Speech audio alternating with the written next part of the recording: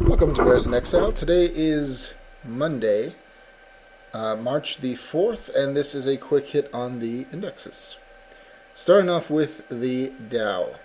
Another wild day, not as wild as Friday, but another wild day, this time making a new closing high.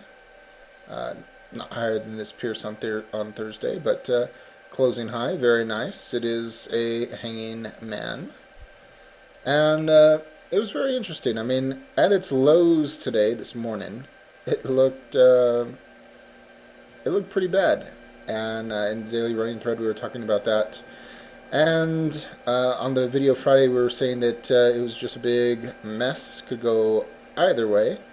But pulling for the bulls, thought they had a little bit of an edge. And it looked like it was going to just blow up today. But the bulls were able to pull it out. They bought all the lows. They brought it back up.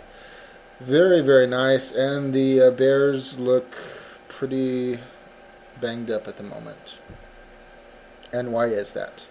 Well, we have a minor topping area in the heat map. Not something to be overly, massively, crazy afraid of at this moment, but it's there. We have most everything going up once again. MACD histogram, MACD looking for a bullish cross. RSI, CCI, stochastics, and only the 14-day RSI moving average is ticking down. There is still room to move to the upside, and if we bust out the recent high completely, we'll probably have a really decent short squeeze, which could be pretty darn strong since there's so many bears out there. And there's so many bears out there because there's reasons to be bearish. And I think the bulls are going to be able to get what they want out of them, as they have this whole time.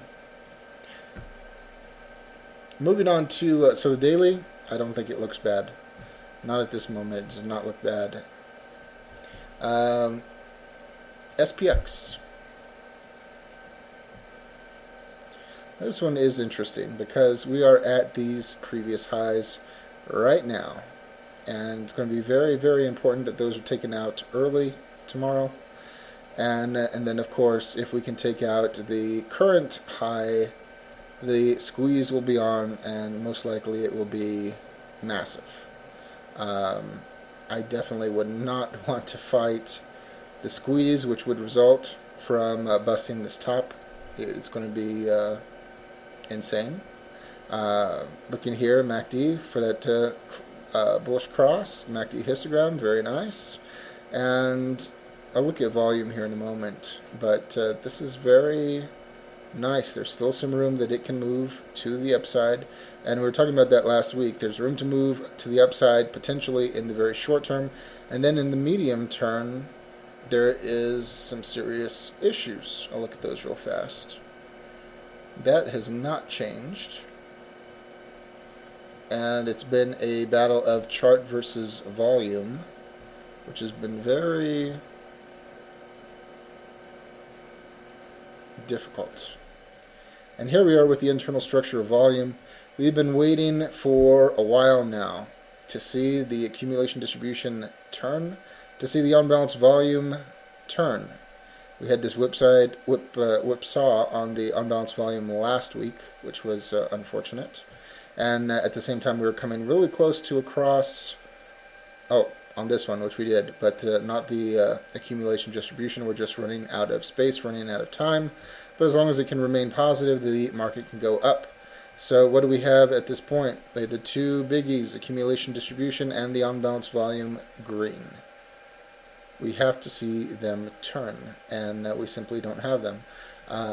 It would be so weird to have three reds here, have these two hold out, and then have them turn green on the way back up. It is entirely possible with a big enough squeeze, but it seems like the odds should be against that. But nonetheless, big squeeze here, finish these suckers off, and then turn. But a squeeze. I'm afraid of that squeeze.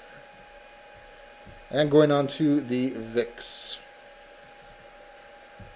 Miserable day for the VIX. Horrible. Very bearish, and it strengthens the bull's hand tremendously. What has happened? And what has happened? Well, we have a bearish engulfing today, really nasty drop. Got back underneath what was left of the long-term moving average bar, which is almost a flat line. We got back underneath the major price consensus level. We have everything moving down together, and the 14-day RSI moving average is holding on by a thread. We do have a blip in the heat map.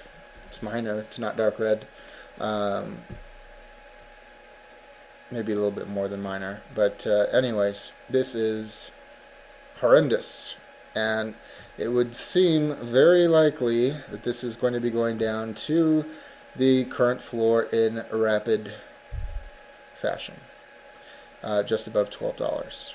And of course, if the floor gives away, then the markets, of course, are cleared even more for a massively nasty short squeeze. So at this time, very, very leery. The bears had a great opportunity this morning. They totally screwed it all up. Right here where we slightly gapped up just above $16, they could have taken it back over the 200-day moving average. But no, they just totally let it go. Horrible. Horrible, horrible. Moving on to TNA. And this one looks good. You know, last week we were looking at this and saying the sucker is lagging, hasn't broke any of the highs, unlike SPX, unlike the Dow. Today it fixed it, and it closed above these two highs. Fell just short of the upper price consensus level, but this is really good movement. It definitely clears the way for further upside, and you know, maybe if it can catch up, that will also help the markets immensely. Beyond that, everything is moving up. This has more room on the upside than the Dow or SPX. So if this one gets a massive jump and breaks out its top, it's going to be violently ugly for the bears. If we look at the internal structure of volume on this one, we can see no cross on the accumulation distribution yet, no cross on the on-balance volume, and this one actually has more room on the upside than the Dow or SPX from the on-balance volume standpoint.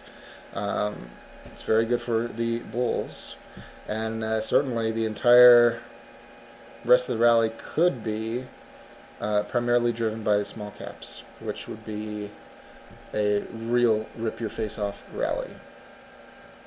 So I would say extreme caution if you're of the bearish persuasion at the moment, and it really has to prove itself before I start to lean bearish again. But man, they just had the opportunity over and over to take it down and screwed it up every time this last half week or so. So wow. As always, all investing decisions are your own. This chart and video for entertainment, educational, and consumption of time purposes only. Thank you.